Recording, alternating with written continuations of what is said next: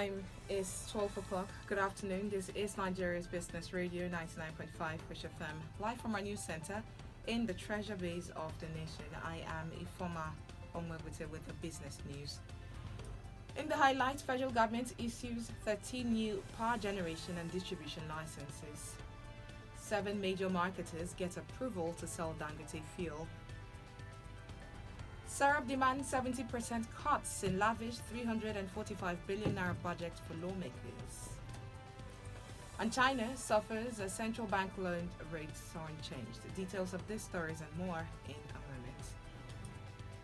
And now the news in detail. The federal government, through the Nigerian Electricity Regulatory Commission, has issued 13 new licenses for the generation of off-grid and embedded power, independent electricity distribution, as well as for trading of electricity.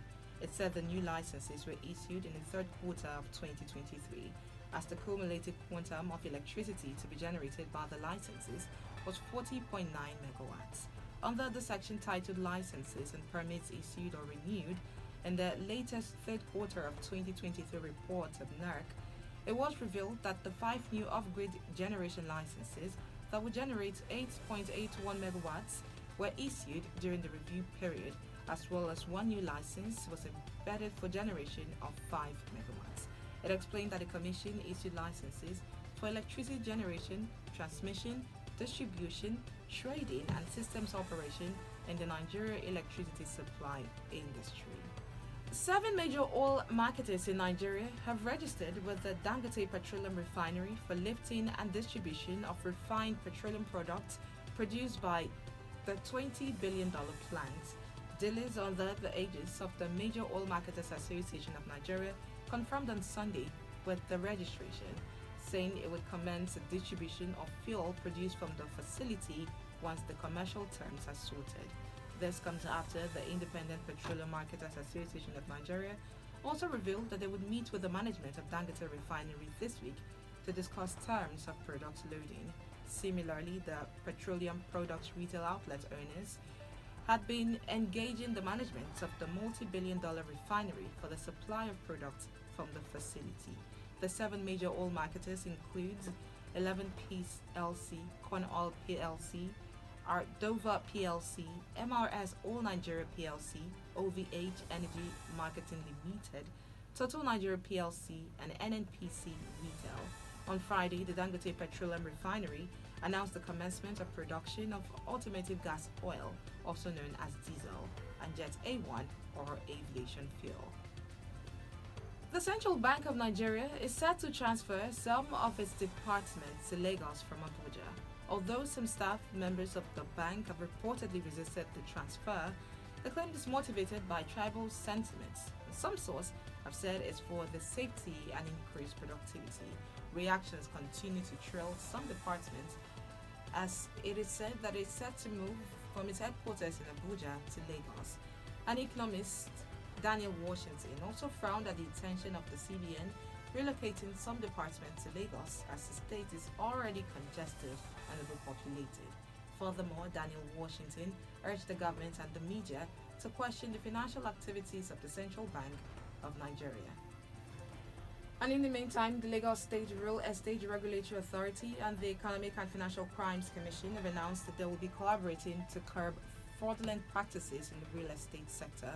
The partnership between Lawrence and EFCC was a fallout of a courtesy visit by the Special Advisor to the Lagos State Governor on Housing, Barkat Bakari, who led the management team of the agency to discuss several issues of fraud emanating from the real estate transactions in the state recently. According to the Special Advisor, the partnership comes as a response to the growing concerns surrounding real estate fraud in Nigeria, disclosing that the joint forces of the two organizations are needed to enhance the regulations and enforcement of ethical standards within the real estate industry by ensuring a secure and transparent environment for both buyers and sellers. The federal government is set to launch an initiative to boost broadband development and adoption in Edo, Ogun, Kwara, Katsina, Imo, Abia, Borno, and Nasarawa in the first quarter of 2024. The initiative, called the National Broadband Alliance for Nigeria, is a brainchild of the Ministry of Communications, Innovation and Digital Economy and is aimed at solving the low fiber network rollout in the country. The Office of the Ministry, Dr. Bosun Tijani, disclosed this in white paper. The white paper stated that individuals and communities faced a growing barrier to navigating the interconnected landscape of today's world without reliable and affordable internet access. And this resulting barriers are from limited internet access range from economic to knowledge exchange barriers. It highlighted that nations gain unprecedented benefits in speed, reliability, and further scaling when they build modern broadband infrastructures. Quoting the 2019 broadband plan, the country needs at least 120 kilometers of fiber optic cables to achieve its coverage goal. You're listening to the news on 99.5 Fresh FM. Still on the news, Serap demands 70% cuts in the lavish 345 billion naira budget for lawmakers. Plus other stories, please stay with us. We bring you all sides to the story, balanced analysis, feel the controversy, the news on 99.5 Wish FM. Unbiased report, reliable and accurate, the news you wish to know. This is 99.5 Wish FM World. Glad to know you're still there. Now on to the rest of the news. Nigeria's Socio-Economic Rights and Accountability Project, SERAP, has called for a 70% cut to the National Assembly's budget deemed excessive and out of touch with the nation's economic realities. In a strong-worded letter addressed to the Senate, President Godswill Akpabio and the Speaker of House of Representatives Sajidin Abbas, SERAP demands a revised allocation reflecting fiscal prudence and public accountability. The crux of SERAP's argument hinges on the sheer magnitude of the processed 344.85 billion naira budget, a figure exceeding 70% of President Tinubu's initial allocation and reportedly the highest ever granted to the legislature. The substantial hike exceeding 147 billion naira from the proposed figure has raised eyebrows nationwide, particularly given the current economic woes.